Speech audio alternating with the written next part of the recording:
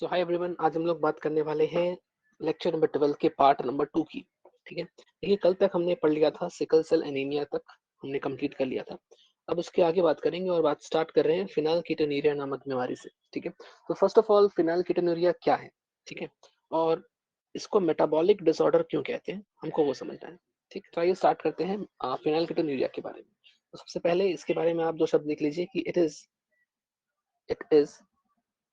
N inborn it is an inborn. Inborn का मतलब जन्म के साथ, ठीक है, जन्मजात। तो इनबॉर्न एरर ऑफ मेटाबॉलिज्म। ठीक है, मेटाबॉलिक रिएक्शंस इसमें गड़बड़ जाती हैं, मेटाबॉलिज्म में एरर हो जाता है। ठीक है, एंड ये क्या है, साथ में याद रखना कि एक जेनेटिक बीमारी भी है। ठीक है, तो ये इनहेरिट होती है नेक्स्ट जनरेशन में। It is an inborn error of metabolism which is या फिर दैट इज इनहेरिटेड। इनहेरिट होना मतलब नेक्स्ट जनरेशन में ट्रांसफर होना, that is inherited to the next generation. ठीक है, तो ये नेक्स्ट जनरेशन में ट्रांसफर हो रही है, इसीलिए so it is a type of genetic disorder. ठीक है, ये क्या है, एक जेनेटिक डिसऑर्डर है। और जैसा कि हमने पढ़ा है कि जेनेटिक डिसऑर्डर जो होता है वो हो सकता है ऑटोजोमल हो या फिर एक्स लिंक्ड हो या फिर सेक्स लिंक्ड हो। ठीक है, तो ये एक ऑटोजोमल जेनेटिक डिसऑर्डर है। ठीक, और ऑटोजोमल भी दो प्रकार का होता है, डोमिनेंट या फिर रिसेसिव। हमारे सिलेबस में बस रिसेसिव वाले केसेस हैं यहाँ पर। ठीक है, so it is a type of genetic disorder, bracket में लिख लेंगे ऑटोजोमल ऑटोजोमल रिसेसिव। ठीक है, ऑटोसोमल रिसेसिव डिसऑर्डर है, इसमें ऑटोसोम के अंदर गड़बड़ हो जाती है। ठीक है, अच्छा अब होता क्या है, देखो यहाँ पर मैं दो केस बनाऊंगा, तो मैं यहाँ लिख रहा हूँ case number 1। So case number 1, ठीक है, और यहाँ पे पास में लिख लेंगे केस नंबर 2। केस नंबर 2, तो वो केस नंबर 1 जो है ये एक नॉर्मल केस है, मतलब इसमें बीमारी नहीं है। ठीक है, अनअफेक्टेड, बीमारी एब्सेंट है जब एक नॉर्मल इंसान के अंदर क्या होता है। और साथ ही साथ हम देखेंगे कि एक अफेक्टेड या डिजीज्ड अफेक्टेड या फिर डिजीज्ड इंसान के अंदर, जिसके अंदर ये बीमारी, कौन सी बीमारी है, फिनाइलकीटोन्यूरिया प्रेजेंट है। ठीक है, डिजीज्ड विथ पीकेयू, जिसके अंदर पीकेयू नामक बीमारी है, उसके अंदर क्या होता है, मेटाबॉलिज्म की बातें हम लोग करने वाले हैं। ठीक है, तो आइए सबसे पहले बात करते हैं एक नॉर्मल रिएक्शन क्या होता है। ठीक है, देखो नॉर्मल रिएक्शन के केस में क्या होता है कि एक अमाइनो एसिड है जो हमारे हमारे डाइट के थ्रू, हमारे खाने के थ्रू हमारे बॉडी में आती है, इसका नाम है फिनाइल एलानिन। ठीक है, इसका नाम है फिनाइल एलानिन। देखो फिनाइल एलानिन को अगर मेटाबॉलिक रिएक्शंस में शामिल करना है, मतलब उसको ब्रेक करना है, अगर मान लो, ठीक है, तुमने खाना खाया उसके अंदर फिनाइल एलानिन नामक मान लो कि इस प्रकार का अमीनो एसिड है, और या फिर कहीं से भी हमारे बॉडी में फिनाइल एलानिन आ चुका है और उसको हमको ब्रेक करना है। ठीक है, उसको हमको तोड़ना है, उसको पचाना है, डाइजेस्ट करना है। ठीक है, तो उसको पचाने के लिए या तोड़ने के लिए सिंपल बोले तो हमको एक एंजाइम चाहिए जिसका नाम है फिनाइल एलानिन हाइड्रोक्सिलेज एंजाइम। ठीक है, इसका नाम है, पूरा नाम यहाँ लिखते हैं, phenyl alanine phenyl alanine hydroxylase hydroxylase. ये एक एंजाइम है जो इस फिनाइल एलानिन को ब्रेक करती है और बनाती है टायरोसिन नाम की अमाइनो एसिड। मतलब फिनाइल एलानिन को आप जब ब्रेक करेंगे तो आपको क्या मिलेगा, टायरोसिन मिलेगा। ठीक है, और इस टायरोसिन की बात, मतलब इसका क्या यूज है, तो टायरोसिन कैन बी, लिख लेंगे कि टायरोसिन 10 प्रोड्यूस्ड, इस तरह से जो टायरोसिन बना 10 produced can be metabolised, can be metabolised in the body. ये मेटाबोलाइज हो सकता है, मतलब इसको तोड़ा जा सकता है। ठीक है, ये नॉर्मल केस है। ठीक है, ये है आम जिंदगी, ऐसा होता है वहां पे। ठीक है, बट अगर मैं एक डिजीज कंडीशन की बात करूं तो वहां पर क्या होता है, वो एक नॉर्मल केस, एक नॉर्मल केस में तो ऐसा होता है, एक डिजीज कंडीशन में क्या होगा, तो ये जो एंजाइम है ना, जो यहाँ पे हम लिखे हैं फिनाइलएलानिन हाइड्रोक्सिलेज, ठीक है, यहाँ पर क्या होता है कि इफ ऐसे लिख लेंगे, इफ द एंजाइम, ब्रैकेट में नाम लिख लेंगे पूरा, फिनाइल एलानिन हाइड्रोक्सिलेज, इस एंजाइम का ये नाम है, ठीक है, इज एब्सेंट, अगर ये एंजाइम एब्सेंट हुई, ठीक है, तो अगर ये एंजाइम एब्सेंट हो गई बॉडी के अंदर, तो फिनाइल एलानिन से टायरोसिन में कन्वर्शन नहीं हो पाएगा, एब्सेंट इन द बॉडी, ठीक है। अगर किसी की बॉडी में ये एंजाइम एब्सेंट है, then phenylalanine cannot be converted, cannot be converted into tyrosine, ये टायरोसिन में कन्वर्ट नहीं होगा। और जब ये टायरोसिन में कन्वर्ट नहीं होगा तो इससे क्या प्रॉब्लम आएगी, तो इससे होता ये है कि फिनाइल एलानिन बॉडी में इकट्ठा होने लगता है, जमा होने लगता है, ठीक है। तो उसकी चीज को हम लोग यहाँ लिखेंगे, then phenylalanine starts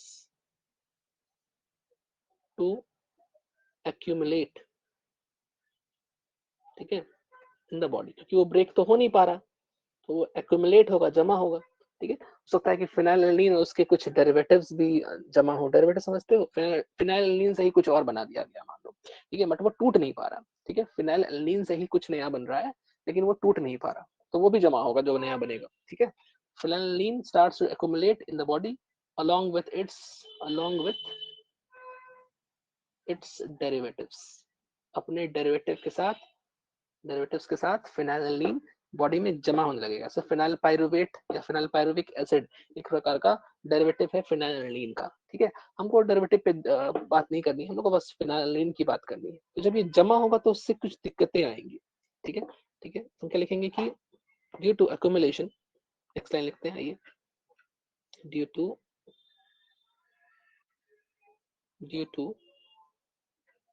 its accumulation, due to its accumulation in the brain, brain में जब ये जाएगा, देखो ब्लड में ये घूम रहा है लगातार, तो जब ये ब्रेन पहुंच रहा है तो वहां पर एक्यूमुलेट हो जा रहा है, ठीक है। Due to its accumulation in the brain tissue, brain the tissues या the brain tissues get damaged, brain के जो टिश्यूज हैं वो डैमेज हो जाएंगे, गेट डैमेज्ड, ठीक है, डैमेज्ड लिखा होगा समझ जाना, गेट डैमेज्ड। जब ब्रेन के टिश्यूज डैमेज जाएंगे तो उससे कुछ परेशानियां आएंगी। क्या क्या परेशानियां आती हैं इसको लिखते हैं। तो इसके बाद यहाँ लिख रहे हैं कि it results in, this results in, या it results in the following symptoms, इसके एक्यूमुलेशन से क्या क्या सिम्टम्स नजर आते हैं, आइए एक बार देख लेते हैं इसको भी। तो सिम्टम्स को मैं यहाँ लिख रहा हूँ,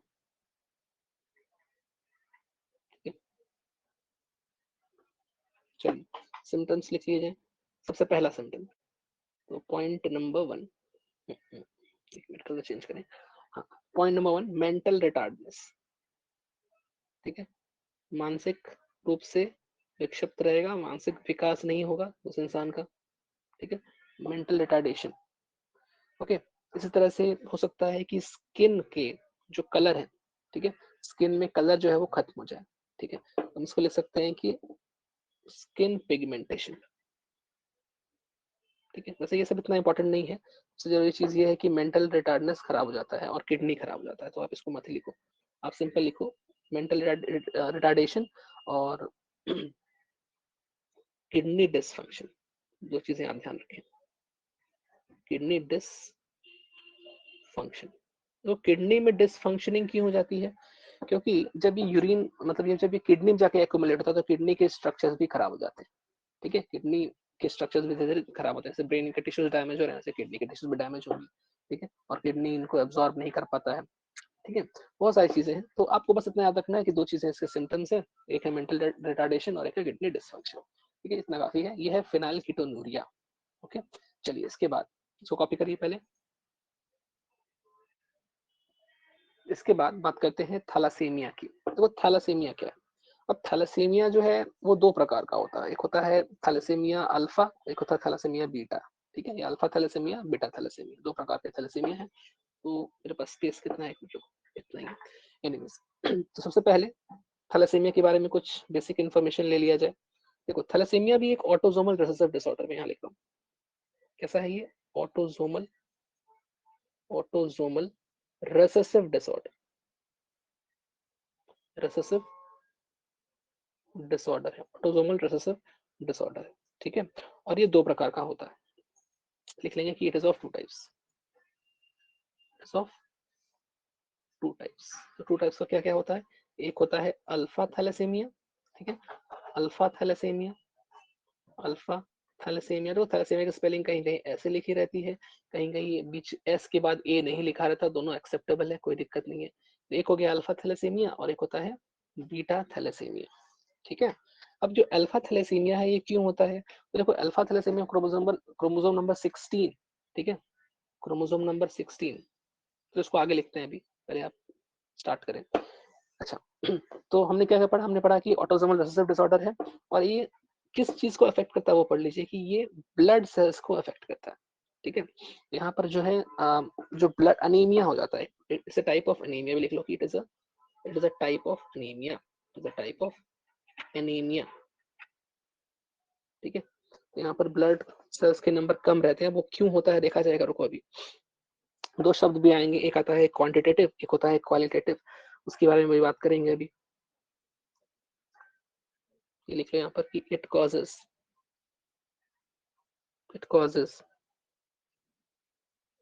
डिक्रीज इन प्रोडक्शन, प्रोडक्शन घट जाता है, ठीक है, of blood cells, of blood cells, blood cells का जो नंबर है वो घट जाता है, प्रोडक्शन नहीं होता।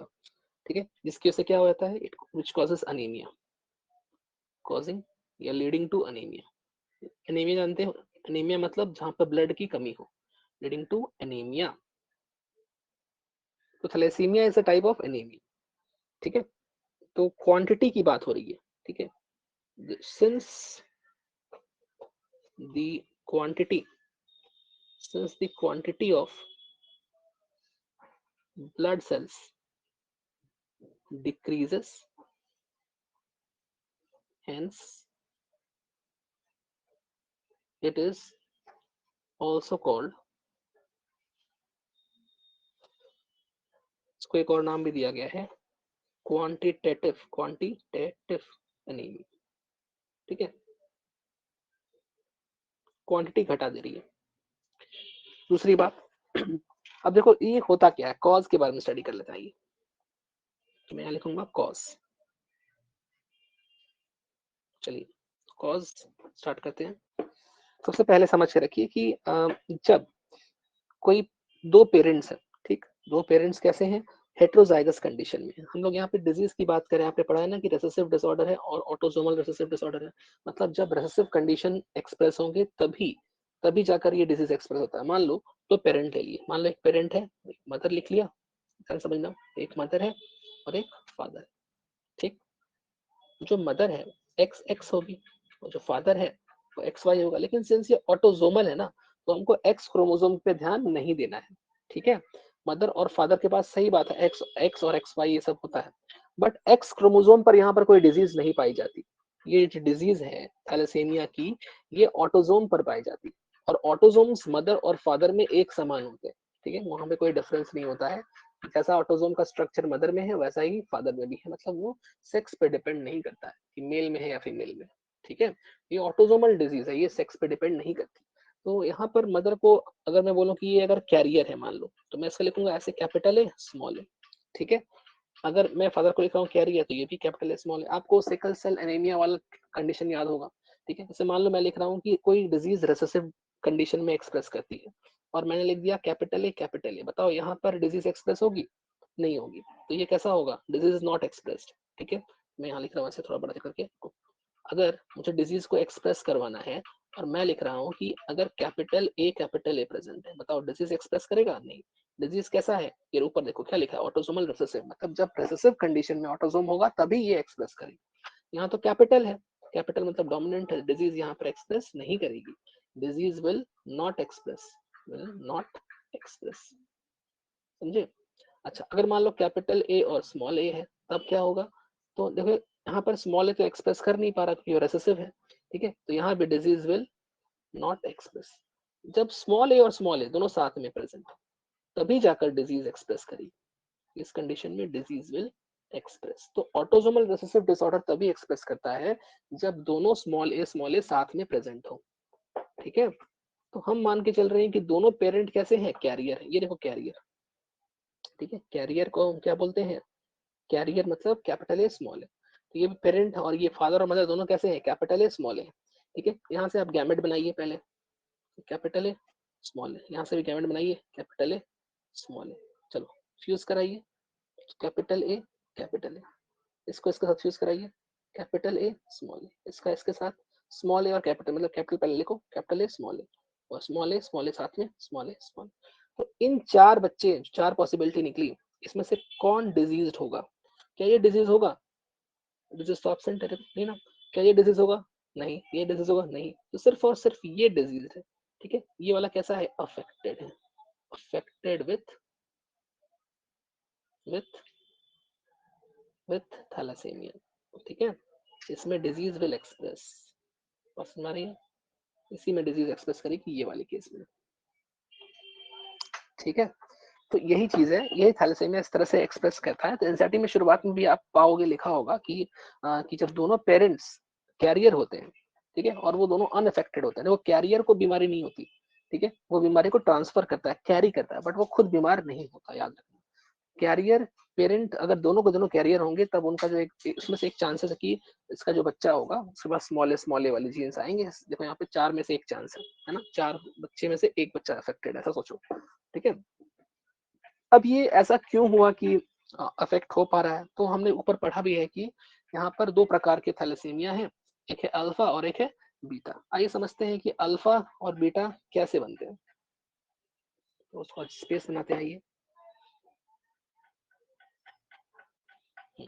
तो देखिए अल्फा और बीटा के बारे में बात करेंगे। देखो आप जानते हो कि जो हीमोग्लोबिन का चेन है, अल्फा चेन है और बीटा चेन है, जिनके मिलने से हीमोग्लोबिन बनता है। तो आपको पता होगा कि एक हीमोग्लोबिन के अंदर दो अल्फा होते हैं, है ना, जैसे अल्फा अल्फा, फिर ये दो बीटा होते हैं और दो अल्फा होते हैं, इन तो सभी को मिला करके हम बोलते हैं कि एक HB या हीमोग्लोबिन बन गया, ठीक है। अब क्या होता है कि कभी कभी इसी हीमोग्लोबिन में अल्फा जो चेन है, ठीक है, अल्फा ग्लोबिन चेन या अल्फा ग्लोबुलिन चेन इसके अंदर में कुछ चेंज आता है, ठीक है। अगर अल्फा वाले में कुछ चेंज आ गया, ठीक है, तो अल्फा वाला चेन ठीक से नहीं बन पाएगा और इससे बीमारी हो जाएगी अल्फा थैलेसीमिया, ठीक है। और अगर बीटा वाले पे कुछ चेंज आ गया तो इससे जो बीमारी होगी उसको बोलेंगे बीटा थैलेसीमिया, बस यही है और कुछ नहीं, ठीक है। तो होता क्या है कि अल्फा थैलेसीमिया के अंदर दो जीन्स होते हैं, एक का नाम है HbA1 और एक का नाम है HbA2, जो कि क्रोमोसोम नंबर 16 पर पाए जाते हैं। मैं लिखता हूँ, रुको इसको, ठीक है। तो हम इसको लिखेंगे कि in space in alpha thalassaemia, short में अल्फा थाला लिख रहे हैं, ठीक है, अल्फा थाला, थाला मतलब thalassaemia, in alpha thalassaemia there is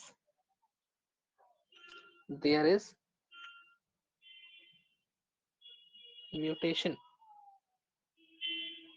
mutation in mutation in alpha chain, ठीक है, यहाँ से लिखो there is mutation in there is mutation in there is mutation in two genes, दो जीन्स हैं, जीन्स के नाम लिख लेंगे, ठीक है। जीन्स के नाम आप लिख लीजिए, HbA याद रखना पड़ेगा, HbA1 एंड HbA2, तो जीन्स के अंदर म्यूटेशन हो जाता है। There is mutation in two genes HbA1 and HbA2 present on, और ये जीन्स कहां पर प्रेजेंट है, प्रेजेंट ऑन क्रोमोसोम नंबर कौन सा chromosome, 16, chromosome number 16 of of alpha haemoglobin chain या alpha chain of haemoglobin, alpha chain, पूरा ये लिख दिया मैंने, देखो अल्फा चेन ऑफ हीमोग्लोबिन। मैंने क्या बोला, अल्फा थैलेसीमिया में क्या होता है, म्यूटेशन हो जाता है दो जीन्स में। कौन कौन से जीन में, HbA1 और HbA2 में, जो कि क्रोमोसोम नंबर 16 पर पाए जाते हैं। और ये कौन से क्रोमोसोम, मतलब ये कौन से चेन में होता है, अल्फा चेन में, इसलिए इसका नाम पड़ा है अल्फा थैलेसीमिया। ठीक है, इसमें म्यूटेशन जो होता है वो अलग अलग कारणों से हो सकता है। ठीक है, म्यूटेशन तो आप लोग ऑलरेडी पढ़ चुके हो। ठीक है, अच्छा ऐसे बीटा थैलेसीमिया की अगर मैं बात करूं तो वहां पर एक जीन में म्यूटेशन होता है और जो क्रोमोसोम नंबर 11 पर होता है, तो उसको हम यहाँ लिखेंगे कि इन बीटा, यहाँ लिखते हैं ये, इन बीटा थैलेसीमिया, थैला लिख रहे हैं शॉर्ट में, there is mutation, there is mutation in one gene, single gene में होता है, एक ही जीन में म्यूटेशन हुआ है, वन जीन। अब उस जीन का नाम लिख लीजिए HBB। ठीक है, HBB। और ये जीन कहाँ पर प्रेजेंट है, present on chromosome number 11, chromosome number 11। ठीक है, अच्छा ऑफ किसका, ऑफ बीटा चेन, इसलिए इसका नाम क्या पड़ा, बीटा थैलेसीमिया। ठीक, अच्छा अल्फा थैलेसीमिया और बीटा थैलेसीमिया फर्क क्या है। ठीक है, तो अल्फा और बीटा चेन में जो जीन्स है उनके उस पर आप फर्क दिख चुके हो कि एक में जीन्स के नाम क्या क्या है, HbA1 HbA2, और दूसरे वाले में क्या है, HBB।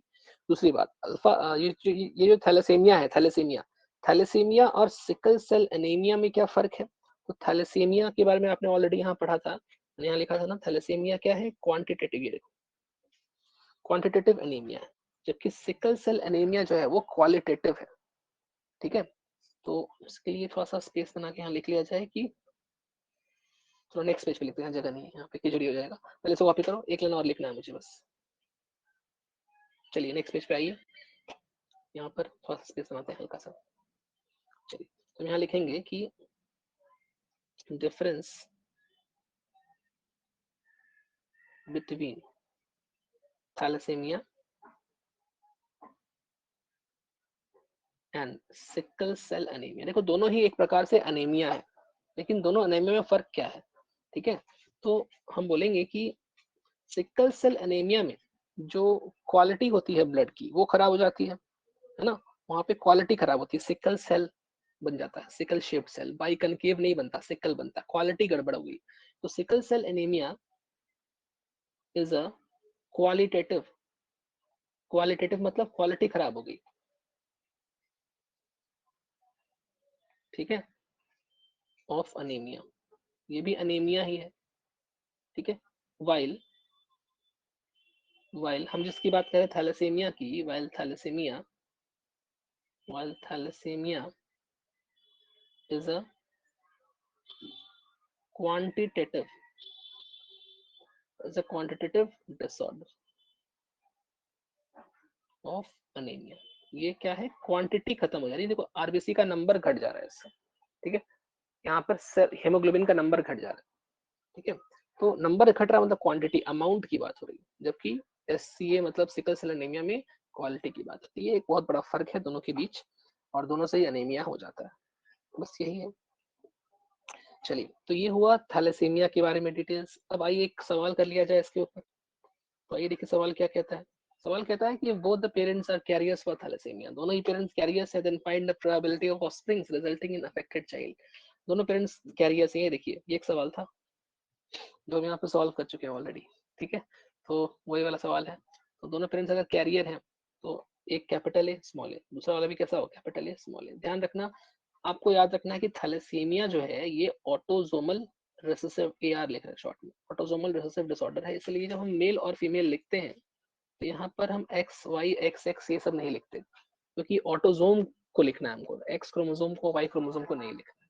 ठीक है, इसको सॉल्व करेंगे आप तो इसका आंसर ऑलरेडी आ चुका है, कितना देखो, 4 में से 1/4, ये देखिए 1/4 सिर्फ ये अफेक्टेड है ना, तो 1/4, 1/4 इज अफेक्टेड, क्रॉस करके देख लो दोबारा से, एक ही बात है। ठीक है, क्वेश्चन कुछ भी आ सकता है, कंसेप्ट सीख के रखो।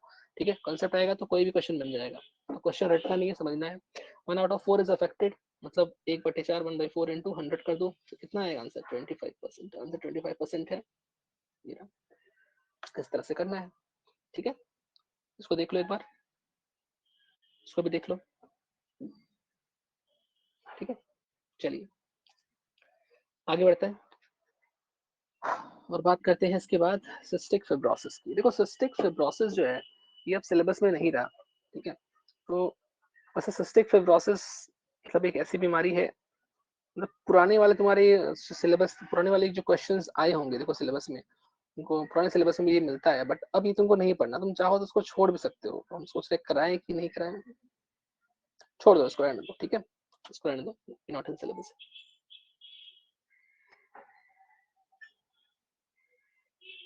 तुमको भी नहीं पढ़ना है।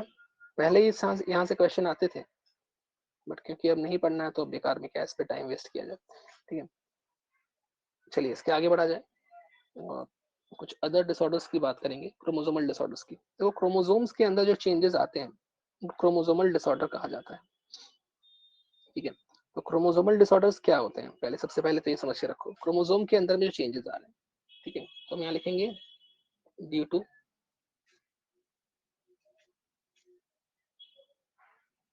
चेंजेस इन क्रोमोसोम, ठीक है। क्रोमोसोम्स में चेंजेस आ रहे हैं, ठीक है। अब जो क्रोमोसोम्स में चेंजेस आ रहे हैं वो दो प्रकार के होंगे।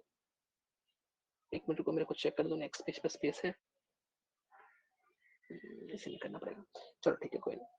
तो देखो, तो यहाँ पर दो प्रकार के चेंजेस हो सकते हैं, एक होता है structural change, structural change in the chromosome, एक होता है structural change in the chromosome, ठीक है। इसको हम एक नाम से भी जानते हैं, चाहो तो नाम लिख लो, पीछे आपने कहीं पढ़ा होगा इसको, उसको बोलते हैं chromosomal aberration, chromosomal aberration. Aberration शब्द का मतलब एक स्ट्रक्चर में चेंज आया है। इसको आप मैंने आपको पढ़ाया भी था कि जिसके अंदर में आपने पढ़ा था डिलीशन ऑफ जीन्स, है ना, तो एडिशन हो रहा था, इंसर्शन हो रहा था, याद करो, दीदी लिखवाया था, डी आई डी, फिर डी से मतलब डिप्लीकेशन, याद आया। ऐसे एक इन्वर्जन होता है, ऐसे इस तरह से जो चेंजेस होते हैं क्रोमोसोम्स में उनको हम बोलते हैं स्ट्रक्चरल चेंज, ठीक है। ये ऑलरेडी हम लोग पढ़ चुके हैं, ऑलरेडी डन,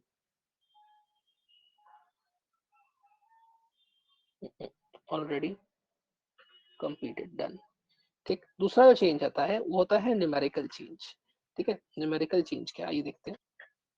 तो यहाँ लिखेंगे numerical change in the chromosomes. तो क्रोमोसोम्स के नंबर में अगर चेंज होता है तो उसको बोलते हैं न्यूमेरिकल चेंज, और इसका एक नाम और भी है विच इज कॉल्ड पॉलीप्लॉइडी, इसका एक और नाम है पॉलीप्लॉइडी। देखो पॉलीप्लॉइडी जो है, नंबर में चेंज की बात कर रहे हैं हम लोग, ठीक है। ये दो प्रकार का होता है, एक होता है यूप्लॉइडी और एक होता है एन यूप्लॉइडी, ठीक है। तो उसको लिख लिया जाए, एक लिखेंगे यूप्लॉइडी, आइए लिखते हैं, एक लिखेंगे यूप्लॉइडी और एक लिखेंगे एन यूप्लॉइडी, ठीक है, एन यूप्लॉइडी। यूप्लॉइडी एग्जैक्टली क्या है, तो अगर exact multiple of chromosome number हो जाए, इसको भी लिख लिया जाए, यहाँ लिखेंगे कि exact multiple of chromosome number, ठीक है। अब देखो ये एनसीईआरटी में तुम्हारे इस चैप्टर में ऐसे करके नहीं लिखा है, बट कहीं कहीं मिल जाएगा तुमको, इसलिए हम इसको बता रहे हैं, ठीक है। मतलब एनसीईआरटी में कहीं ना कहीं है तुम्हारे सिलेबस में, ठीक है, ऐसा नहीं कि आउट ऑफ सिलेबस है, ये कहीं ना कहीं आपको मिलेगा, बट अभी इस चैप्टर में यहाँ पर नहीं लिखा हुआ है लास्ट टॉपिक में, ठीक है। तो एग्जैक्ट मल्टीपल क्या होगा, मान लो हम एन की वैल्यू मान लिए, मान लो एन की वैल्यू मान लिए 5, लेट कर लिया हम, एन की वैल्यू इमेजिन कर लिए, लेट इमेजिन कि कोई क्रोमोसोम है जहाँ पर एन की वैल्यू क्या है 5, तो एन का डबल कर दो, एग्जैक्ट मल्टीपल कर दो, 2 इंटू एन क्या हो जाएगा 2n, ये क्या हो जाएगा 10, है ना। ऐसे 3 से मल्टीप्लाई कर दो n को, तो क्या हो जाएगा 5 इंटू 3 15, ऐसे 5 को 4 से मल्टीप्लाई कर दो 4, 4 इंटू 5 क्या हो जाएगा 20, मतलब एग्जैक्ट मल्टीपल, n को मल्टीप्लाई करो, मतलब n का टेबल पढ़ो, अगर n का टेबल पढ़ रहे हैं तो बोलते हैं यूप्लॉइडी, यूप्लॉइडी मतलब एग्जैक्ट मल्टीपल, ठीक है। जैसे कि इसको हम बोल दिए कि ये हो गया हैप्लॉइड, तो ये क्या हो जाएगा, डिप्लॉइड। ठीक है, ये क्या हो गया, ट्रिप्लॉइड, समझ रहे हो, 3n। ये 4n क्या हो गया, टेट्राप्लॉइड। इस तरह से पेंट्राप्लॉइड, हेक्साप्लॉइड, हेप्टाप्लॉइड, ऑक्टाप्लॉइड, एक्सेट्रा एक्सेट्रा, इस तरह से अलग अलग टाइप का हो सकता है। इसको यूप्लॉइडी कहा जाता है। ये कहीं ना कहीं आपको एनसीईआरटी में मिलेगा, ठीक है, इस चैप्टर में नहीं तो कहीं और मिलेगा। ठीक है, तो साथ में हमने कवर कर लिया। हमारे इस चैप्टर में इसकी चर्चा की गई है, एनयूप्लॉइडी की। ठीक है, तो इसको भी डिटेल में थोड़ा देख लेते हैं, क्योंकि इसको भी छिपा छिपा कर लिखा गया है, तो उसको आप समझिए ठीक से। तो एनयूप्लॉइडी जो है वो दो टाइप का होता है। मैं यहाँ पे इसको लिख रहा हूँ, एनयूप्लॉइडी को दो टाइप से आप लिख सकते हो। क्या क्या होता है, तो एक होता है, अच्छा एन्यूप्लॉइडी का मतलब समझ लो, देखो जैसे मैंने बोला कि जान अनजान, ठीक है, तो जान अनजान, जान का उल्टा अनजान, ठीक। ऐसे ही यूप्लॉइडी का उल्टा एन यूप्लॉइडी, ठीक है, एन यूप्लॉइडी, यूप्लॉइडी का उल्टा एग्जैक्ट मल्टीपल माने यूप्लॉइडी। एन यूप्लॉइडी मतलब एग्जैक्ट मल्टीपल नहीं है, यहाँ पर कुछ और है। तो यहाँ पर कैसा है, यहाँ पर फ्रैक्शनल होता है। ठीक है, फ्रैक्शनल किसको बोलते हैं, मतलब एन के बाद 2n नहीं आएगा, 2n के बाद 3n नहीं आएगा, बीच में कुछ है। जैसे यहाँ पर दो टाइप्स बना लो आप, पहले पहले लिखेंगे आप हाइपोप्लॉइडी, और फिर लिखेंगे हाइपरप्लॉइडी। हाइपोप्लॉइडी, हाइपरप्लॉइडी। देखो हाइपोप्लॉइडी और हाइपरप्लॉइडी क्या है, एक बार इसको देख लिया जाए। वैसे तो ये काफी डिटेल्स में पढ़ाते थे पहले, बट अब ये सिलेबस में रहा नहीं, तो इसको इतना डिटेल में नहीं पढ़ना है, बट आप जान के रखिए। देखो हाइपो माने कम, हाइपो माने कम, तो 2n से कम हो जाएगा, 2n माइनस 1। जैसे 2n अगर 46 ह्यूमन से कैसे बात करें, 2n की वैल्यू कितनी है 46, तो 2n से थोड़ा सा कम, ठीक है, लेकिन 3n नहीं है या फिर n नहीं है, ठीक है, 2n से थोड़ा सा कम, एग्जैक्ट मल्टीपल कम नहीं करना है, 2n का एग्जैक्ट मल्टीपल कम करके n होगा, हमें n नहीं करना है, ठीक है, तो हमें थोड़ा सा कम करना है, 2n में से कम किया थोड़ा सा, 2n माइनस 1। ऐसे ही 2n माइनस 2 भी हो सकता है, और भी होता है 2n minus 1 minus 1, 2n minus 2 minus 2, बहुत सारे होते हैं, बट वो सब नहीं पढ़ने आपको, ठीक है, आपको बस 2n माइनस 1, 2n माइनस 2 दोनों पढ़ना है। ऐसे यहाँ पर देखो हाइपर, हाइपर मैंने बढ़ा दो, बढ़ा दो, बढ़ा दो मतलब 2n से बढ़ा दो, बट फ्रैक्शनल बढ़ाओ, ठीक है, एग्जैक्ट मल्टीपल मत बढ़ाओ, 2n से 3n नहीं बढ़ाना है, थोड़ा सा बढ़ाना है, 2n प्लस 1 कर देंगे, तो थोड़ा सा घटाए थे, यहाँ पर 2n को थोड़ा सा बढ़ा दिए, 2n प्लस 1 प्लस 2, ठीक है, और भी होता है बट नहीं पढ़ना, ठीक। अब इनके नाम समझ के रखो बस, और कुछ नहीं करना है यहाँ से। तो देखो यार इसके नाम, इसका नाम हो जाता है 2n माइनस 1 का मोनोजोमी, ठीक है, मोनोजोमी। अच्छा 2n माइनस 2 को बोलते हैं नलीजोमी, नलीजोमी, ठीक है। ऐसे ही 2n प्लस 1 को बोलते हैं 2n प्लस 1 को बोलते हैं ट्राइजोमी, स्पेस थोड़ा कम था तो हम यहाँ लिख रहे हैं। और ऐसे ही 2n प्लस 2 को बोलते हैं टेट्राजोमी। जो अधिक क्वेश्चन आपके सिलेबस में आता है अभी के नए सिलेबस के अनुसार, वो यही है ट्राइजोमी, ये वाला 2n प्लस 1, ठीक है। और एक होता है मोनोजोमी भी 2n माइनस 1, इसका भी क्वेश्चन आता है। दो चीजें आपको यहाँ से डिटेल में पढ़नी है, मोनोजोमी और ट्राइजोमी, ठीक है। तो ये हुआ क्रोमोजोमल डिसऑर्डर, डिटेल्स में काफी, ठीक है। आप एक बार इसको सारा चीज देख करके डाइजेस्ट करिए, फिर आगे बढ़ते हैं। उसके बाद बात करते हैं डाउन सिंड्रोम की। देखिए डाउन सिंड्रोम बेसिकली है क्या, तो आपने पीछे पढ़ा कि 2n माइनस 1 होता है, 2n प्लस 1 होता है, एक्सेट्रा एक्सेट्रा, ये सारी चीजें हैं, ठीक है। तो वैसे ही एक बीमारी है जिसका नाम है डाउन सिंड्रोम, जिसके अंदर 2n प्लस 1 कंडीशन पाया जाता है, ठीक है, 2n प्लस 1 पाया जाता है। तो पहले इसको ऐसे लिख लिया जाए कि डाउन सिंड्रोम है क्या, आइए इसको स्टार्ट करते हैं आराम से। तो डाउन सिंड्रोम क्या है एग्जैक्टली तो ये एक जेनेटिक डिसऑर्डर है जिसमें कि क्रोमोसोम नंबर 21 अफेक्टेड होता है, ठीक है। तो इसको लिख लेंगे कि कॉज इसका क्या है, caused due to trisomy, is caused due to trisomy of 21st chromosome। अच्छा बताओ 21st क्रोमोसोम सेक्स क्रोमोसोम तो नहीं है ना। 21st क्रोमोसोम का जो पेयर है, हमारे पास 23 क्रोमोसोम्स के पेयर होते हैं, तो 1 से लेकर 22 तक जो होता है वो होता है ऑटोसोम, है ना। 1 से 1 to 22 पेयर्स जो होते हैं ये ऑटोजोम कहलाते हैं। तो अगर 1 to 22 क्रोमोसोम के अंदर कोई बीमारी हो रही है तो वो ऑटोजोम के अंदर बीमारी हो रही है, उसको ऑटोजोमल डिसऑर्डर बोलेंगे।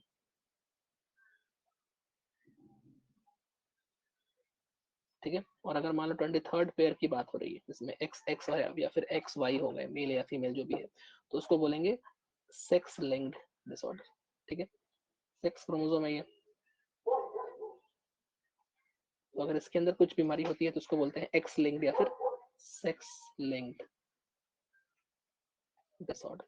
ठीक है, तो अभी आपने क्या पढ़ा कि डाउन सिंड्रोम 21st क्रोमोसोम में होने वाली बीमारी है। तो 1 से लेकर 22 के अंदर जो भी बीमारियां होंगी उसको हम ऑटोसोमल बोलेंगे। तो ट्राइसोमी 21st क्रोमोसोम है, ये ऑटोसोमल बीमारी है। ठीक है, तो इसको ट्राइसोमी क्या होता है, देखो पीछे देखो, यहाँ देखो, ये देखो 2n+1, 2n+1 क्या है, ये वाला ट्राइसोमी। ठीक है, 2n+1 मतलब ट्राइसोमी। एग्जैक्टली ट्राइसोमी क्या होता है, देखो दो क्रोमोसोम जब साथ में होते हैं, जैसे मान लो हम एक क्रोमोसोम बनाते हैं, यहाँ से ध्यान से देखना। ठीक है, एक एक तरीका होता है जहां पर हम लोग कैरियोग्राम की स्टडी करते हैं, ये भी हमारे सिलेबस में नहीं है। हम क्रोमोसोम्स को ड्रॉ कर रहे हैं, हमारे पास कितने क्रोमोसोम्स हैं, हमारे पास है 23 पेयर ऑफ क्रोमोसोम्स। ध्यान से देखना हम क्या समझा रहे हैं, ये हमारे सिलेबस में नहीं है, लेकिन इस चीज को समझना जरूरी है, तभी कंसेप्ट ठीक से समझ में आएगा, इसलिए उसको बता रहे हैं। ठीक है, ये डायग्राम आपसे कोई नहीं पूछेगा, बस आपको समझाने के लिए। ये देखो, जैसे हम क्रोमोसोम्स को बना रहे हैं, ये है फर्स्ट क्रोमोसोम, मान लो ये फर्स्ट क्रोमोसोम का पेयर है। ठीक है, ये है सेकंड सेकंड क्रोमोसोम। देखो हर क्रोमोसोम के दो कॉपी होते हैं, है ना, तो तुम्हारे पास 23 क्रोमोसोम्स हैं, हर क्रोमोसोम की दो कॉपी है, तो कुल मिलाकर 23 की दो कॉपी मतलब 46, हर क्रोमोसोम की दो कॉपी है। ऐसे 23 क्रोमोसोम्स है, सबकी दो दो कॉपी है, सभी जोड़ों में आते हैं। ठीक है, तो 23 इंटू 2 46, 46। ठीक, ऐसे करते करते आपको ये थर्ड क्रोमोसोम बनाना है, ऐसे करते करते आपको 23rd क्रोमोसोम तक जाना है। ऐसे करते करते करते कहाँ तक जाना है, 23rd तक जाना है। ठीक है, मान लो बीच में यहाँ पे आ गया 21st, 21st। ठीक है, ये देखो 21st है, ये भी 21st है, तो गैप ज्यादा हो गया, रुको, ये 21st है, ये भी क्या है 21st। और जैसे जैसे आप आगे बढ़ते हो ऐसे ना, ये साइज छोटा होता है क्रोमोसोम, ये क्रोमोसोम का साइज होता है। सबसे बड़ा क्रोमोसोम कौन सा है, फर्स्ट, सबसे छोटा कौन सा है, 23rd वाला। और आगे बढ़ाएं इसको, ये देखो 22nd आएगा यहाँ पर, ऐसे लास्ट करते करते करते यहाँ पे 23rd का पेयर आएगा, समझे बात, यहाँ 22nd आएगा, 23rd आएगा। अब होता यह है कि इस प्रकार की बीमारी में जब आप ग्राफ बनाते हैं तो आप पाते हैं कि 21st जो क्रोमोसोम है ये एक एक्स्ट्रा पाया जाता है। देखो बाकी सब पेयर में है, देखो पेयर है, ये भी क्या है, पेयर है, सब पेयर में, सब जोड़ों में है। लेकिन ये जो आपको दिख रहा है, ये वाला 21st वाला, 21st क्रोमोसोम, इस तरह के इंसान में जिसको ये बीमारी होती है, उस तरह के इंसान में 21st क्रोमोसोम अकर्स इन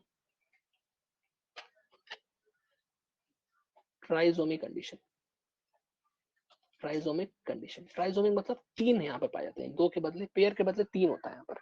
ठीक है, तो ये एक एक्स्ट्रा पाया जाता है। ऐसा क्यों है, क्योंकि यहाँ पर ड्यू टू, लिख लेंगे रीजन, या ऐसे लिख लो दिस इज ड्यू टू, देखो एक्स्ट्रा वाला ये है ना, this is due to an extra, एक एक्स्ट्रा एक्स, सॉरी एक एक्स्ट्रा क्रोमोसोम, एक एक्स्ट्रा क्रोमोसोम पाया जाता है। ठीक है, से ट्राइसोमी हो जाती है। और देखो इसको अगर छोड़ दिया जाए, इस 21st वाले को छोड़ दिया जाए तो बाकी सभी पेयर में है। ठीक है, accept 21st, accept 21st chromosome, 21st chromosome को छोड़ दिया जाए, the remaining chromosomes, the remaining chromosomes occur in pair are present in pair, ऐसे लिखिए, सभी के सभी कैसे हैं, पेयर्स में पाए जाते हैं। अगर 21st को छोड़ दिया जाए, सारे के सारे पेयर्स में पाए जाते हैं। ठीक है, बाकी सारे पेयर्स में है, तो कुल मिलाकर कितने पेयर हो गए, देयरफॉर नंबर ऑफ पेयर्स। ठीक है, एक नॉर्मल इंसान के अंदर नंबर ऑफ पेयर्स 23 पेयर्स होते हैं। ठीक है, बट इस एब नॉर्मल इंसान में इसको छोड़ दो, इस क्रोमोसोम 21st को छोड़ दो, बाकी सारे के सारे पेयर हैं। ठीक है, तो नंबर ऑफ पेयर्स कितने हैं इस इंसान में, 22 पेयर्स हैं। ठीक है, and number of trisomy condition, trisomy मतलब तीन एक साथ,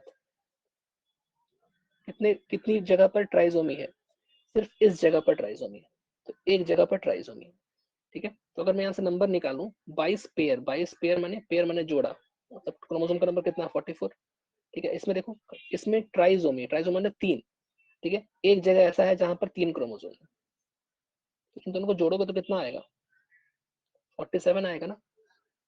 और 47 एग्जैक्टली क्या है 2n प्लस 1 कंडीशन। 2n माने 46 होता है, और एक 1 प्लस 1, एक एक्स्ट्रा क्रोमोसोम आ गया ये वाला। ये एक्स्ट्रा क्रोमोसोम कहां पर आया 21st नंबर पोजीशन पर आया, ठीक है, ऑन 21st। इसी को बोलते हैं डाउन सिंड्रोम, ठीक है। इसकी जो खोज थी, स्पेस है मेरे पास कि नहीं, इसकी जो खोज थी वो एक साइंटिस्ट थे, उनका नाम था लैंगडॉन डाउन, कुछ को लिख दें तो उसको कहीं लिखा जाए, कोई जगह बनाकर ये लिखते हैं। इट वाज डिस्कवर्ड बाय, यहाँ लिख लिया जाए, it was discovered by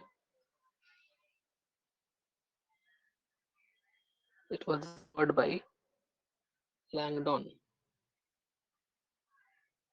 down, नाम याद रख लेना, ठीक है। लैंगडॉन डाउन 1866 में इन्होंने इसको डिस्कवर किया था, 1866 में, ठीक है।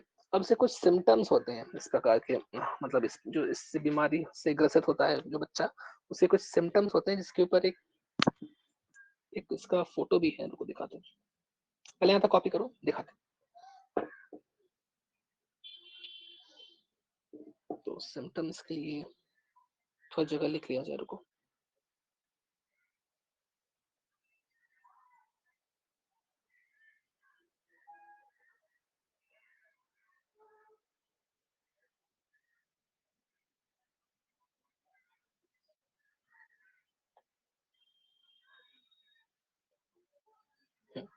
तो पहले आप एक डायग्राम देखिए, उसके बाद सिम्टम्स को लिखते हैं।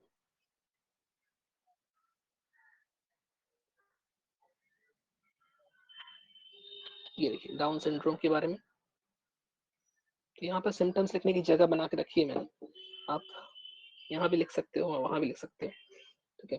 चलिए, डाउन सिंड्रोम, जैसे यहाँ पे फर्स्ट पेपर एनसीटी रीड करते हैं, this is this the cause of this genetic disorder is presence of an additional copy of chromosome number 21, trisomy of 21, ठीक है।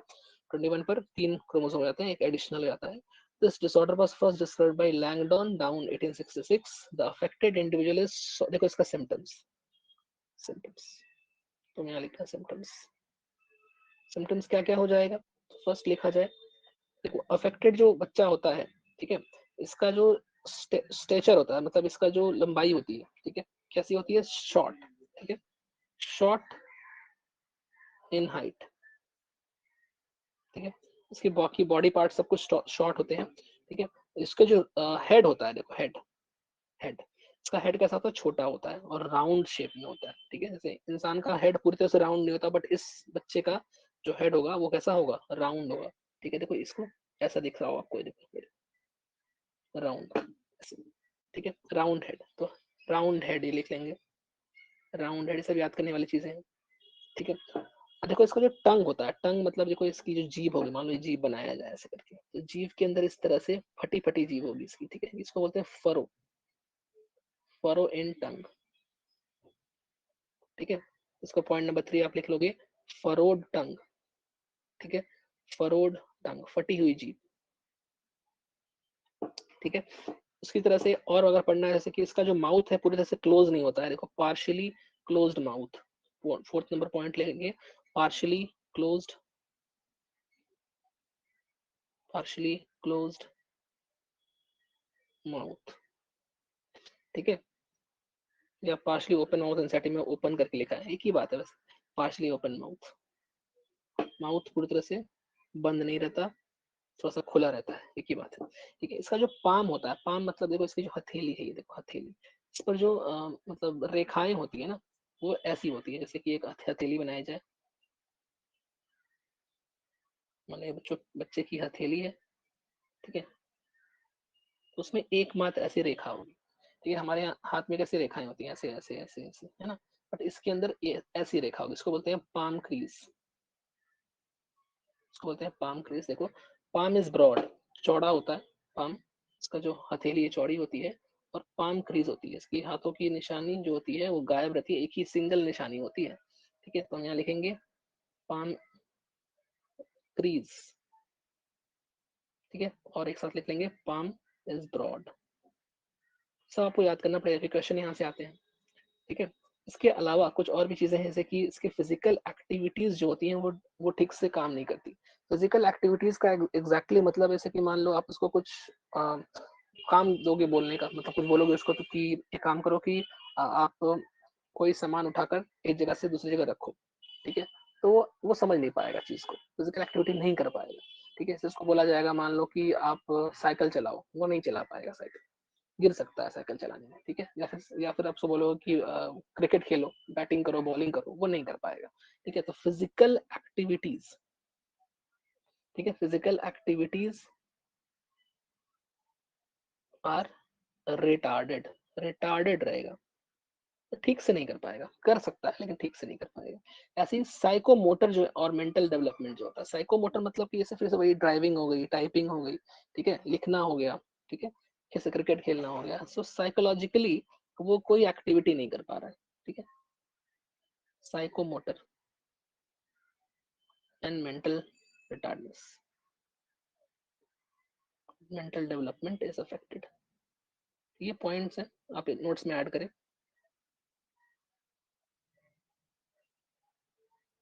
ठीक है, चलिए ये अफेक्टेड लिखा हुआ, इज अफेक्टेड।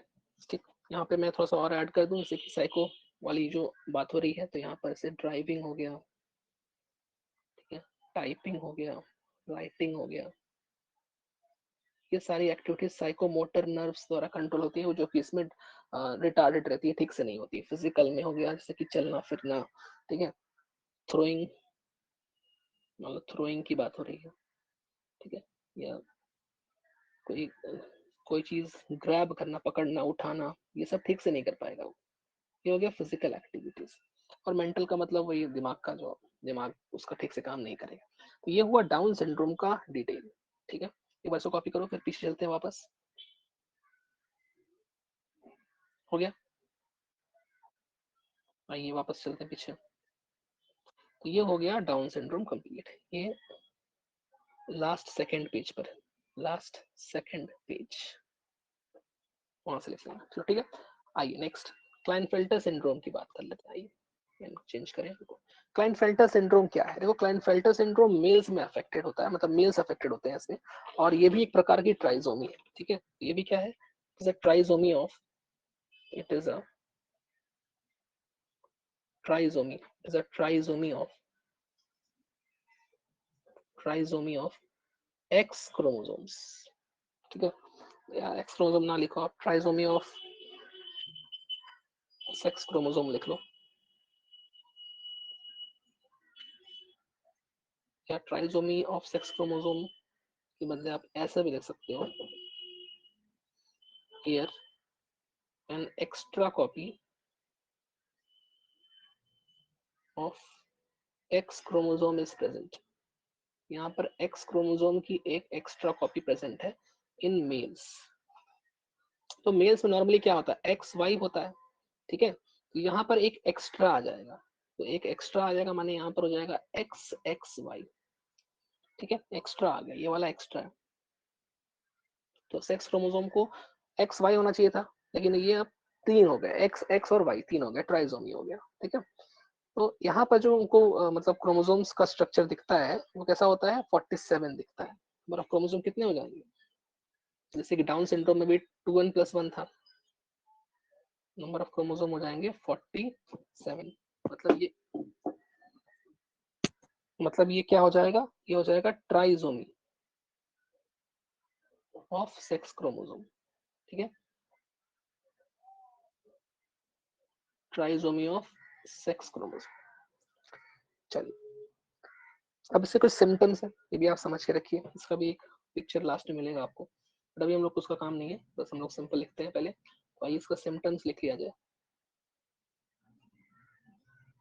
क्योंकि सिम्टम्स इंपॉर्टेंट है। देखिए, सिम्टम्स में फर्स्ट पॉइंट में लिखूंगा,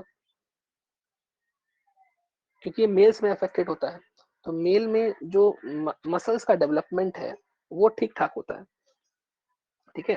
लेकिन उसके साथ ही साथ कुछ फीमेल के डेवलपमेंट भी होने लगते हैं, फीमेल के कैरेक्टर्स भी एक्सप्रेस करते हैं, ठीक है। तो इसमें लिखेंगे कि the affected individual, the affected individual has overall, onset की लाइन है, ओवरऑल मस्कुलिन,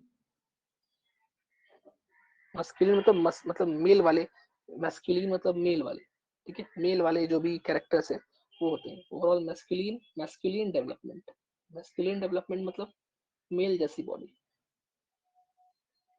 मेल जैसा डेवलपमेंट, ठीक है। But has some feminine, feminine मतलब फीमेल, ठीक है, डेवलपमेंट ऑल्सो, मतलब मेल की बॉडी तो है लेकिन कुछ फीमेल कैरेक्टर्स भी आ गए हैं उसके अंदर, डेवलपमेंट ऑल्सो, तो किसके पास एक एक्स्ट्रा एक्स क्रोमोसोम आ गया इसीलिए, ठीक है। तो फेमिनिन डेवलपमेंट क्या है, जैसे कि एग्जांपल, एग्जांपल गायनेकोमेस्टिया, इसको लिख लिया जाए, एग्जांपल गायनेको, गायनेको ध्यान से स्पेलिंग, मेस्टिया, गायनेकोमेस्टिया क्या होता है, गायनेकोमेस्टिया का मतलब होता है कि ब्रेस्ट का एनलार्जमेंट हो जाना, ठीक है, डेवलपमेंट ऑफ ब्रेस्ट। तो डेवलपमेंट ऑफ ब्रेस्ट अगर मेल में हो गया तो प्रॉब्लम की बात है, इन मेल्स, ठीक है, in males it's called gynaecomastia, okay. तो ये एक्स्ट्रा एक्स क्रोमोसोम की वजह से होता है। दूसरी बात कि इसमें ये जो इंसान होते हैं ये स्टेराइल होते हैं, मतलब ये बच्चे नहीं कर सकते, बच्चे प्रोड्यूस नहीं कर सकते, ठीक है। तो सेकंड पॉइंट लिख लेंगे सिम्टम की, such males are, such males are sterile, ऐसे मेल्स स्टेराइल होते हैं, they can not reproduce, they can not reproduce, समझे, दे कैन नॉट रिप्रोड्यूस। चलिए, तो ये हो गया क्लाइनफेल्टर सिंड्रोम के बारे में, ठीक है। ये देखिए नेक्स्ट है टर्नर सिंड्रोम। देखो टर्नर सिंड्रोम क्या है, फिर से टर्नर सिंड्रोम फीमेल में इस बार हो जाएगा और इसमें एक एक्स क्रोमोसोम डिलीटेड रहता है, इसको भी लिख लिया जाए कि ये क्या है, caused due to, Turner syndrome is caused due to absence of an X chromosome, एक X क्रोमोसोम गायब है इसमें, क्लाइनफेल्टर में X क्रोमोसोम प्रेजेंट हो गया एक्स्ट्रा, यहाँ पर एक गायब ही हो गया, ठीक है, लेकिन ये फीमेल में है, caused to absence of an X chromosome in females। तो फीमेल्स में नॉर्मली एक्स एक्स होता है, ठीक है, तो यहाँ से एक एक्स गायब हो जाएगा, ठीक है।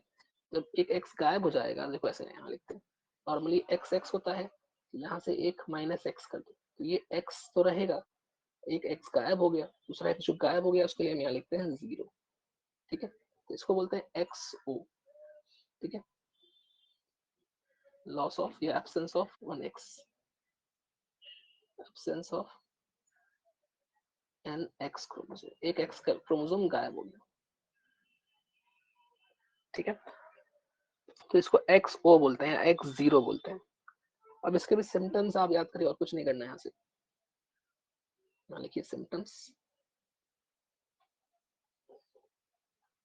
सिम्टम्स में आप लिख सकते हैं कि इसमें ओवरीज आर नॉन फंक्शनल, और जब ओवरी नॉन फंक्शनल है तो ओवम तो बनेगा नहीं, तो ये कैसी होगी, स्टेराइल फीमेल हो जाएगी, ये फीमेल हो जाएगी स्टेराइल, ठीक है। और साथ ही साथ इसमें secondary sexual characters are absent, secondary sexual characters are absent, जैसे कि इसमें ब्रेस्ट डेवलपमेंट नहीं होगा या होगा भी तो बहुत कम होगा, ठीक है, जो फीमेल्स कैरेक्टर्स हैं वो सारे ठीक से एक्सप्रेस नहीं करेंगे, ठीक है। तो ये होता है टर्नर सिंड्रोम, ठीक।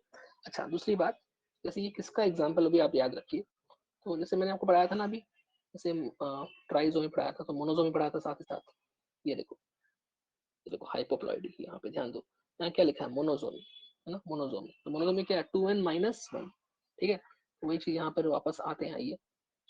तो it is an example of, याद रखो, एग्जाम्पल ऑफ मोनोजोमी, मोनोजोमिक या मोनोजोमिक कंडीशन, मोनोजोमिक कंडीशन। ब्रैकेट में क्या लिखेंगे, 2n-1, एक माइनस हो गया, एक डिलीट हो गया, हट गया, ठीक है। 2n-1 इसे एक्स ओ क्या है, 2n-1 condition. Number of chromosomes कितने हैं इसमें, एक क्रोमोसोम, 2n की वैल्यू कितनी, 46, एक क्रोमोसोम हट गया, आप कितने बचे, 46 में से एक निकाल दो, 45। तो इसमें याद रखो 45 क्रोमोसोम्स होते हैं, ठीक है। चलिए, ये हो गया टर्नर सिंड्रोम, ये फीमेल्स में होता है, ध्यान रखना। इसको कॉपी करो। फिर उसके बाद कुछ और भी एक्स्ट्रा चीजें हैं, वैसे आपको पढ़नी नहीं है, बस आप ध्यान रखें कि ये भी होते हैं, ठीक है। मतलब ये आपको पढ़ना नहीं जो मैं लिखने वाला हूँ, बस कहीं कहीं आपको मिल जाएगा प्रीवियस ईयर में, ठीक है। वैसे अब नहीं आएगा, बट फिर भी 2 मिनट लगेगा लिखने में, हम लिख देते हैं फट से। देखो अदर डिसऑर्डर्स भी हैं, तो यहाँ साफ साफ लिख देते हैं, not in syllabus, not in NCERT, बस आपके ज्ञान के लिए, 2 मिनट के लिए, ठीक है। नहीं पढ़ना वैसे आपको, बट आप मतलब सुन लो कि ऐसा होता है। जैसे कि नाम सुना होगा पटाउ सिंड्रोम, ठीक है। पटाउ सिंड्रोम आप याद रखिए, कौन सा क्रोमोसोम अफेक्टेड होता है, बस इतना, क्रोमोसोम नंबर 13 का ये ट्राइसोमी होता है, ठीक है। ऐसे ही अगर हम बोले एडवर्ड सिंड्रोम, ठीक है, एडवर्ड सिंड्रोम, तो ये क्रोमोसोम नंबर 18 का ट्राइसोमी होता है, ये भी ट्राइसोमी है, ठीक है, एक्स्ट्रा क्रोम से। डाउन सिंड्रोम 21 क्रोमोसोम का ट्राइसोमी है, वैसे ये 13 का और 18 का है। ऐसे ही क्रिक डिचैट होता है, वो 5th क्रोमोसोम के शॉर्ट आर्म डिलीट हो जाती है, ठीक है, क्रिक डिचैट। क्या होता है, deletion of short arm of 5th chromosome, ठीक है। बच्चा रोता है,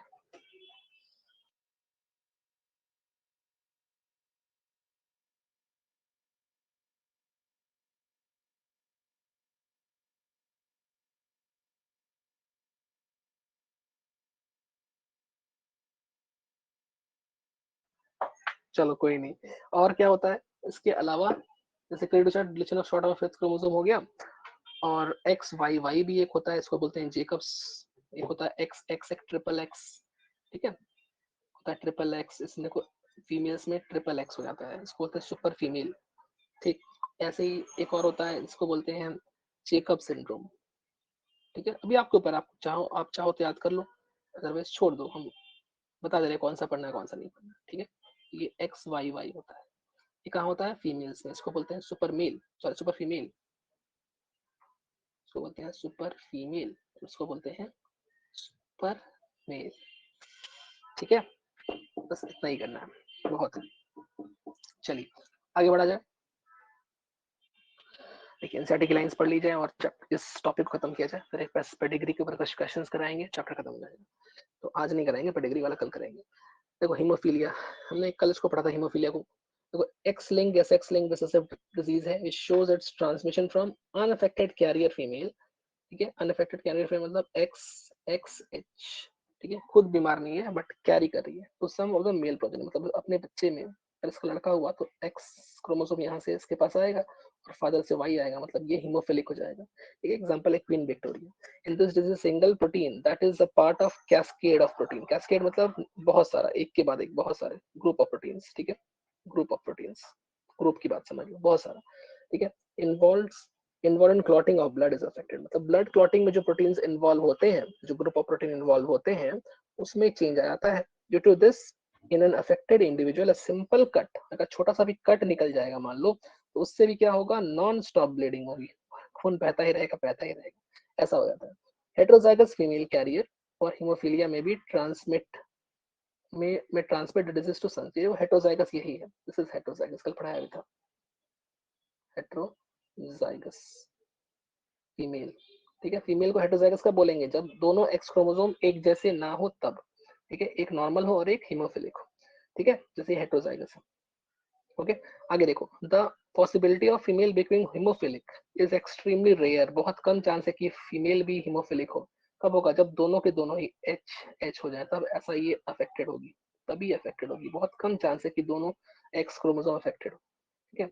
because mother of such female has to be at least carrier and father should be haemophilic, मतलब ये अगर अफेक्टेड है तो इसकी एक एक्स इसकी मम्मी से आया होगा, ठीक है, एक एक्स इसकी मम्मी से आएगा और एक कहाँ से आया होगा, इसके फादर से आया होगा, ठीक है, तो ऐसा होना बहुत कम चांस है, ठीक। ये लिखा है should be haemophilic unviable in the later stage of life, ठीक है। Unviable in the later stage of life मतलब कि जैसे कि हीमोफिलिक, हाँ क्या आपको the possibility of female becoming a hemophilic is extremely rare because mother of such female has to be at least a carrier and father should be hemophilic and viable at later stage of life। तो ऐसा जो patient होता है मतलब वो letter stage of life तक जिंदा रहेगा कि नहीं ऐसा कुछ क्लैरिटी नहीं है, ठीक है। हो सकता है कि वो जिंदा रहे, हो सकता है ना ही रहे, ठीक है। तो लेटर स्टेज ऑफ लाइफ तक ये वायबल रहे ऐसा जरूरी नहीं है। The family pedigree of Queen Victoria shows a number of hemophilic descendants as she was a carrier of the disease। Example दे दिया है carrier Queen Victoria, ठीक है। Next देखो sickle cell anemia is an autosomal linked recessive trait that can be transmitted from parents to offspring when both the parents are carrier for this। देखो दोनों parents carrier, फिर से वही कहानी है, heterozygous condition है, ठीक है। जैसे कि अगर एक पेरेंट के पास मान लो हम बोले ऑटोजोमल रिसेसिव है तो एक कैपिटल स्मॉल है, दूसरा प्रिंट भी कैसा कैपिटल स्मॉल है, कल क्वेश्चन किए थे इसके ऊपर, है ना। इसको ऐसे भी लिख सकते हो तुम H B H B S, ऐसे लिख सकते हैं ना, कल किए थे। वही देखो ये लिखा है H B S. Out of 3 possible genotypes, 3 possible genotypes में अफेक्टेड कौन सा होता है ये मानो, ठीक है। और ये कैसा है कैरियर, ठीक है, अनअफेक्टेड होता है लेकिन ये कैरी करता है कैरियर, ठीक है। there's 50% probability of transmission of mutant gene। Next generation मेरे को दो जीन्स है यहाँ पर, एक HBA और एक HBS है, तो यहाँ से 50% चांस है कि ये वाला जीन आएगा या फिर 50% चांस है कि ये वाला आएगा, 50-50 चांसेस है। इसका जो नेक्स्ट जनरेशन है वो अफेक्टेड होगा या नहीं होगा। अगर ये वाला आ गया तो अफेक्टेड नहीं होगा, अगर ये आ गया तो अफेक्टेड हो जाएगा। तो समझ में आ रही है अच्छा, डिफेक्ट इज कॉज्ड बाय, इसका कारण पढ़ते हैं हम लोग, ग्लूटामिक एसिड जो है वो रिप्लेस हो जाता है बाई वैलिन, है ना। नेक्स्ट पेज पे आइए, valine in the 6th position of beta globin chain of haemoglobin, ठीक है, 6th पोजीशन पर होता है, याद रखना इसको। अच्छा, substitution of amino acid in globin protein results in due to single base substitution. याद करो ए जो था वो टी में कन्वर्ट हो गया था, है ना, सिंगल बेस। इससे क्या होता है, जी से जो कोडॉन बन रहा था या जी से जो जीन बन रहा था, या आप बोल सकते हैं एमआरएनए जो बन रहा था वो क्या बन रहा था, जीयूजी। तो जी से जो कोडॉन है ये किसके लिए कोड करता है, ग्लूटामिक एसिड के लिए। और जब जी बन गया उससे लिए क्या बन रहा था, उससे बना था वैल्यू, ठीक है। जब ऐसा होता है तो म्यूटेशन हो गया, उसकी वजह से हीमोग्लोबिन जो म्यूटेंट हो चुका है, मतलब जिस म्यूटेटेड हो चुका है, mutated haemoglobin molecule undergoes polymerisation under low oxygen tension. मतलब कम ऑक्सीजन की कमी में क्या होगा कि ये जो स्ट्रक्चर होता है हीमोग्लोबिन का वो पॉलीमराइज कर जाता है, आपस में चिपक जाता है, ठीक है। जब ऑक्सीजन की कमी होती है तो आरबीसी के स्ट्रक्चर्स क्या करते हैं, आपस में जुड़ जाते हैं और स्ट्रक्चर जो होता है वो खराब हो जाता है, बाई कनकेव से चेंज होकर कैसा बन जाता है, बाई कनकेव से चेंज होने के बाद ये बन जाता है सिकल शेप। सिकल मतलब हंसिया जैसा या हंसुआ जैसा, ठीक है। लॉन्गिट्यूड सिकल लाइक स्ट्रक्चर वही है जो फिगर में कल आपको दिखाया था, वही वाला चीज है, ठीक है। आगे देखिए, इसके बाद फिर फिनाइलकेटोन्यूरिया हम लोग पढ़े थे। फिनाइलकेटोन्यूरिया इनबॉर्न एरर, अच्छा आज ही पढ़े हैं, इनबॉर्न एरर मेटाबॉलिज्म है और ऑटोसोमल रिसेसिव ट्रेट है, ठीक है। इसमें एक एंजाइम नहीं होता है, इसका नाम क्या है, फिनाइलएलानाइन हाइड्रोक्सिलेज एंजाइम, जो फिनाइलएलानाइन को टेरोसिन में कन्वर्ट करता है। एज अ रिजल्ट क्या होगा, फिनाइलएलानाइन इज एक्यूमुलेटेड, जमा होने लगेगा और converted into phenyl pyruvic acid and other derivatives. हमारे बॉडी के अंदर फिनाइल पायरुविक एसिड ग्रुप में ये जमा होने लगेगा और जब ये जमा होगा तो इससे ब्रेन में एक्यूमुलेशन होगा, एक्यूमुलेशन होने से ब्रेन का टिश्यू खराब हो जाएगा, ठीक है, और मेंटल रिटार्डेशन हो जाएगा, साथ ही साथ किडनी डिसफंक्शन भी हो जाएगा, ठीक। चलिए आगे बढ़ते हैं। नेक्स्ट है क्रोमोसोमल डिसऑर्डर्स। तो हमने आज पढ़ा कि डिफरेंट टाइप के डिसऑर्डर्स है। क्रोमोसोमल एबेरेशन भी हो सकता है, अगर नंबर में चेंज आएगा तो उसको बोलेंगे पॉलीप्लॉइडी। पॉलीप्लॉइडी के दो टाइप्स हैं, यूप्लॉइडी और एन्यूप्लॉइडी। यहाँ पर सिर्फ एन्यूप्लॉइडी लिखा हुआ है, ठीक है, बस आपको यही पढ़ना है। एन्यूप्लॉइडी का एग्जांपल दिया है डाउन सिंड्रोम, जिसमें 21st क्रोमोसोम में ट्राइसोमी हो जाती है, ठीक है। इसके अलावा टर्नर सिंड्रोम लिखा है जिसमें एक लॉस जाता है, ठीक है। ये है ट्राइसोमी, ये है मोनोसोमी, ठीक है, x chromosome in human females. अच्छा, failure of cytokinesis after telophase stage of cell division results in increase in whole set of chromosome number of organism and इसको बोलते हैं पॉलीप्लॉइड। देखो पॉलीप्लॉइड अभी आपको पढ़ा है कि जब क्रोमोसोम नंबर चेंज हो रहा है, नंबर चेंज होगा तो वो क्यों हो रहा है, तो उसके बारे में लिखा है कि जब साइटोकाइनेसिस ठीक से नहीं हो पाती है, failure of cytokinesis after telophase. Telophase के बाद क्या होता है, साइटोकाइनेसिस होती है ना। अगर साइटोकाइनेसिस नहीं हो पाई तो उससे क्रोमोसोम का नंबर बढ़ सकता है, ठीक है, उसी को हम पॉलीप्लॉइडी कहते हैं। अब बढ़ेगा तो एग्जैक्ट मल्टीपल में बढ़ सकता है या फिर फ्रैक्शनल चेंज हो सकता है, तो फ्रैक्शनल चेंज को ही एन्यूप्लॉइडी बोलते हैं, ठीक है। अब हो सकता है कि वो बढ़े और होता है घटे, तो अगर बढ़ेगा तो जैसे कि आपने पढ़ाई हाइपोप्लॉइडी, अगर घट रहा है तो हाइपोप्लॉइडी, अगर बढ़ रहा है तो हाइपरप्लॉइडी, ठीक है। हाइपो के अंदर में आपने देखा 2n-1 2n-2, हाइपर में देखा आपने 2n+1 2n+2। The total number of chromosomes in a normal human cell is 46, 23 pairs. Out of this 23 pairs जो होते हैं ऑटोसोम होते हैं, and एक पेयर कैसा होता है, सेक्स क्रोमोसोम होता है। Sometimes though rarely an additional copy of chromosome may be included in individual, कभी कभी एक एडिशनल कॉपी हो सकता है या फिर कभी कभी एक कम भी हो सकता है, ठीक है। तो इसी को बोलते हैं ट्राइजोमी या फिर मोनोजोमी। अगर एक्स्ट्रा आ गया 2n+1 तो बोलेंगे एडिशनल कॉपी आ गया तो ट्राइजोमी, और एक घट गया मान लो तो उसको बोलेंगे मोनोजोमी 2n-1।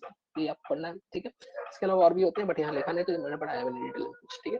आपको बस दो याद रखना है, ट्राइजोमी और मोनोजोमी।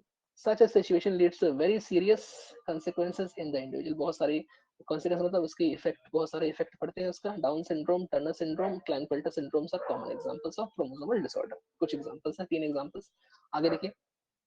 ये तो आप देख लिया डाउन सिंड्रोम, देखो बच्चे का जो हेड है वो राउंड है, आपने देख लिया था। Many loops on finger tips, finger tips जो है वो मुड़ा मुड़ा है इस तरह से। पाम क्रीज, पाम पर इस तरह से है, देखो क्रीज आपको दिखाया था कि इस तरह से होता है, ये पाम क्रीज होता है, ठीक है। इसका जो हार्ट है उसमें कुछ बीमारियां होती हैं, कॉन्जेनिटल हार्ट, कॉन्जेनिटल मतलब होता है जन्म के साथ, ठीक है। बिग एंड रिंकल टंग या फरोड इन टंग है, ठीक है। और चपटा इसका माथा है, ठीक है, और पूरा जो सर है वो पूरा गोल है ऐसे, ओके।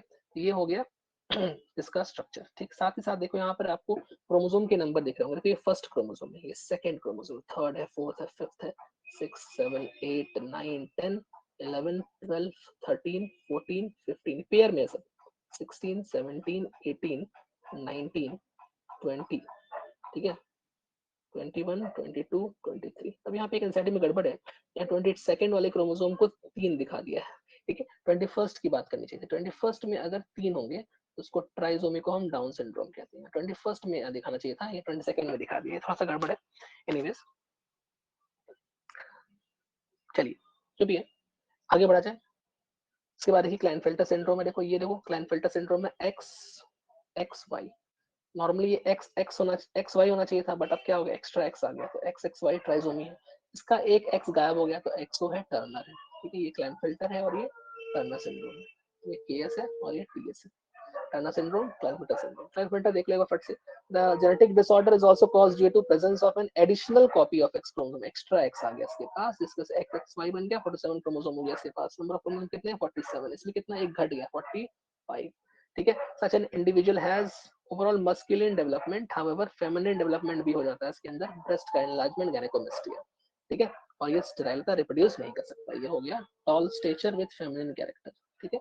अच्छा तो ये मतलब जैसे कि हमारे समाज में जो जो एक ट्रांसजेंडर बोल सकते हो या फिर हिजड़ा बोल सकते हो, ठीक है। वो अलग अलग प्रकार के होते हैं, कुछ कुछ एक्स वाई वाई होते हैं, कुछ एक्स एक्स वाई होते हैं, ठीक है। कुछ किसी के अंदर मेल की कैरेक्टर्स ज्यादा होती हैं, किसी के अंदर फीमेल कैरेक्टर ज्यादा होती है, लेकिन वो पूरी तरह से मेल भी नहीं होते, ना ही पूरी तरह से फीमेल होते, दोनों के बीच के होते हैं, ठीक है। तो वही सारी चीजें हैं। वैसे यहाँ पर भी आप ले सकते हो उसको, यहाँ पे आप बोल सकते हो कि ये जो फीमेल है ये एक्स ओ है, ठीक है। तो ये भी एक प्रकार से दोनों सेक्स के बीच में, ना मेल ना फीमेल पूरी तरह से, बट सिर्फ फेमिनिन कैरेक्टर्स अधिक है, लड़की जैसी है ये, ठीक है। टर्नर सिंड्रोम देखो भैया, such a disorder is caused to absence of X chromosome, एक एक्स गायब हो जाता है इसके अंदर, 45, इसको एक्स ओ बोलते हैं। ऐसे मैंने आपको एक एक्स्ट्रा बताया था ट्रिपल एक्स, वो भी फीमेल ही है, ठीक है, सुपर फीमेल, ठीक है। वो भी क्या है, वो भी हिजड़ा है, ठीक है, और फीमेल वाली हिजड़ा है, ठीक है। तो मेल वाला हिजड़ा भी होता है, फीमेल वाला हिजड़ा भी होता है, ये जो दोनों के बीच के सेक्स होते हैं इनकी बात हम लोग कर रहे हैं, ठीक है। Such females are sterile as ovaries are rudimentary besides other features including other secondary sexual characters, कुछ और सेकेंडरी सेक्सुअल कैरेक्टर्स जो होने चाहिए फीमेल्स में वो यहाँ पर नहीं होते, बट हाँ ये देखने में लगती है कि फीमेल जैसी है, बट ओवरऑल ये फीमेल नहीं है, तरह से ये स्टेराइल है, ठीक है। तो ये होता है यहाँ पर जेनेटिक डिसऑर्डर वाला टॉपिक भी खत्म, ठीक है। चलिए मिलते हैं नेक्स्ट क्लास, जहाँ पर हम लोग पेडिग्री एनालिसिस की हेल्प से डिफरेंट टाइप के जेनेटिक डिसऑर्डर्स को सॉल्व करेंगे, कुछ ट्रिक है मेरे पास उसको समझेंगे, कुछ कॉन्सेप्ट उसको भी समझेंगे, ठीक है, और फिर ये चैप्टर हो जाएगा, ठीक है। चलिए मिलते हैं next class, bye bye, thank you.